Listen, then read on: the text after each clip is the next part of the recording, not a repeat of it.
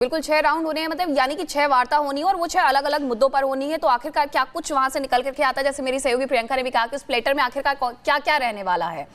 Colonel Shailendra, आपसे मैं ये समझना चाहूंगी, क्योंकि अभी तक जब हम देखें कि जब शपथ ग्रहण समारोह होता है और उसके बाद ट्रंप से मुलाकात करने वाले प्रधानमंत्री नरेंद्र मोदी विश्व के तीसरे नेता हैं, तो ये क्या दर्शाता है? और जब भी प्रधानमंत्री जाते हैं, राष्ट्रपति अमेरिका का कोई भी रहा हो, खुले दिल से उन्हें स्वीकार किया जाता है और उसी हिसाब से उनका स्वागत भी किया जाता है। प्राइवेट डिनर भी सबको नहीं मिलता जो प्रधानमंत्री नरेंद्र मोदी को दिया जाता है। जय हिंद, नमस्कार। अगर आप इंडियन प्राइम मिनिस्टर की इस विजिट को देखें तो मैं आपको कहूंगा कि आपको अपने आप रियलाइज होगा जो स्टेप्स वहां लिए जा रहे हैं। हर बार जब प्राइम मिनिस्टर वहां जाते हैं कोई ना कोई नया प्रोटोकॉल स्टार्ट होता है।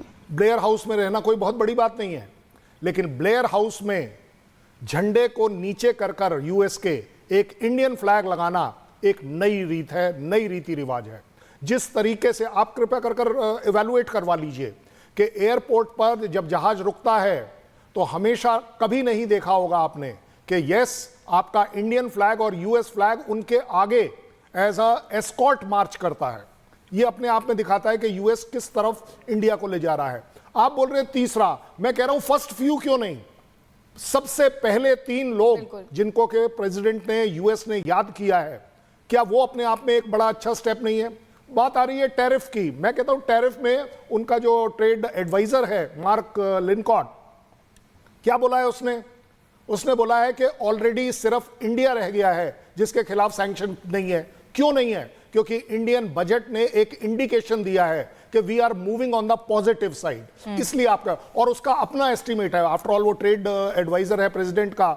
अगर वो कहता है कि महीनों और मे भी 1 साल लग जाएगा इस पॉइंट को रिजॉल्व करना, मैं कहता हूं बैठकर बात करना क्या ये कम बात है?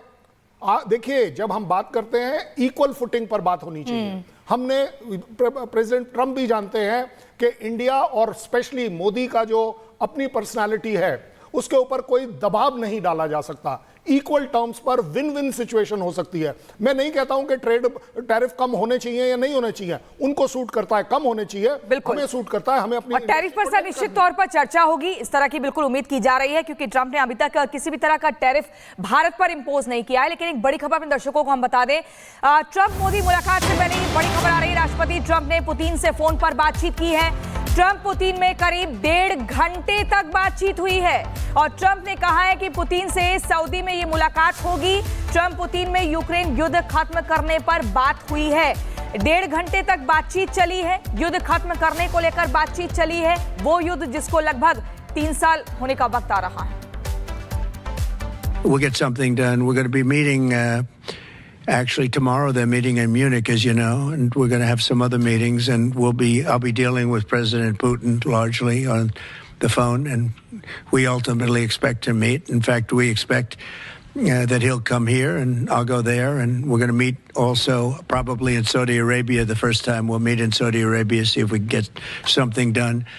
But we want to end that war. That war is a disaster. It's a really bloody, horrible war. Ashok Sajjanar sir भी हमारे साथ लगातार बने हुए हैं, पूर्व राजनयिक है सर। 1.5 घंटे तक ये बात होती है फोन पर डोनाल्ड ट्रंप और पुतिन की, और युद्ध खत्म करने को लेकर बात हो रही है। लेकिन इससे पहले ये भी जानकारी मिली थी कि जेलेंस्की के सामने भी कुछ शर्तें रखी गई थी अमेरिका की तरफ से कि अब मुफ्त में हम मदद नहीं देंगे, गिव एंड टेक पॉलिसी चलेगी। तो यहाँ पर जो 1.5 घंटे बातचीत हुई है, इसके क्या कुछ मायने निकाले जाए? जी, बहुत महत्वपूर्ण है। देखिए, ये तो माना जाता है जो ट्रंप एक ट्रांजैक्शनल लीडर हैं, जो उनको हमेशा गिव एंड टेक ही होता है, और उनको अगर वो कुछ करते हैं, किसी के लिए देते हैं, तो वो कुछ करना चाहते हैं। दूसरी बात है, उनको युद्ध नहीं पसंद है। आपने देखा होगा पहले जब 4 साल में वो राष्ट्रपति थे, उन्होंने कोई युद्ध शुरू नहीं किया, और वो जब आए हैं अब दूसरी बार इस पद पर, तो इसी प्रॉमिस से आए हैं जो भी युद्ध है, जो मिडिल ईस्ट में है, वेस्ट एशिया में जो युद्ध है इजराइल और गाजा में, उसको रोकेंगे। और आपने देखा होगा जो 19 जनवरी को उनके शपथ ग्रहण करने से 1 दिन पहले वहां पर सीज फायर भी हो गया था। तो अब उन्होंने ये भी कहा है जो इस युद्ध को भी वो खत्म करेंगे। परंतु उनकी 1 घंटे तक हुई है, जेलेंस्की से भी बातचीत हुई है, और वो कह रहे हैं अगर हमने वहां पर उनको इतनी सहायता दी है 3 साल तक, जैसे आपने बताया ये युद्ध चल रहा है, इतनी सहायता दी है, तो उनके पास बहुत सारे रेयर अर्थ मिनरल्स हैं। तो उनके जो सेक्रेटरी हैं, ट्रेजरी सेक्रेटरी, वो वहां पर जाएंगे और उनसे बातचीत करेंगे। तो बिल्कुल मैं अशोक जी, समझता और हूं मैं जो इसमें एक छोटा सा सवाल और जोड़ना चाहूंगी कर्नल शैलेंद्र से। ये मेरा सवाल है कर्नल शैलेंद्र, भारत विश्व शांति की बात करता है और इस दौरान जब प्रधानमंत्री नरेंद्र मोदी वहां पर जा रहे हैं तब ये शांति वार्ता हो रही है और वो भी अमेरिका की तरफ से रूस को फोन चला जाए, ये तो अपने आप में बेहद ही बड़ी बात हो जाती है कि जहां कोल्ड वॉर की बातें होती थी वहां पर एक राष्ट्रपति दूसरे राष्ट्रपति को फोन करके कह रहा है कि अभी बहुत हो गया, अभी बंद किया जाए, और वो भी सिर्फ प्रधानमंत्री नरेंद्र मोदी की यात्रा के कुछ घंटे पहले। देखिए, आप सीधी सीधी इस बात को इवैल्यूएट करके देखिए कि एक इंडियन प्राइम मिनिस्टर जब यूएस पहुंचता है उससे आने का जो एक माहौल बनता है, everybody is looking for piece, कि लड़ाई ना हो। बहुत अच्छा कहा सज्जनहार सर ने कि पिछले बार जब ट्रम्प थे लड़ाई नहीं होने की या इनिशिएट नहीं। मैं कहता हूं लड़ाई कभी भी करी जा सकती है और यूएस का हाथ उसमें हमेशा होता है, ये मेरी जिम्मेदारी पर मैं कह रहा हूं। बट ट्रम्प एक अकेला ऐसा लीडर है जिसने अपने दौरान इस तरह की किसी लड़ाई को होने ही नहीं दिया, ये अचीवमेंट है। और मैं कहता हूं कि अगर इंडियन प्राइम मिनिस्टर को ये एक तरीके से इंडिकेशन दिया जा रहा है, मैं तो ये भी कहूंगा कि आप यूएस के तरफ से, आप रशिया के अच्छे दोस्त होने के नाते आप भी इस बात को इनिशिएट करें। तो इनिशिएट यानी कि ट्रम्प कर रहे हैं, लेकिन इस इनिशिएट का कितना असर देखने को मिलेगा जो इनिशिएटिव लिया जा रहा है? अचल मल्होत्रा जी, इनिशिएटिव तो ट्रम्प ले रहे हैं, लेकिन क्या इस इनिशिएटिव का आपको लगता है कि जमीनी स्तर पर असर देखने को मिलेगा, प्रभाव देखने को मिलेगा? ये जरूरी हो जाता है।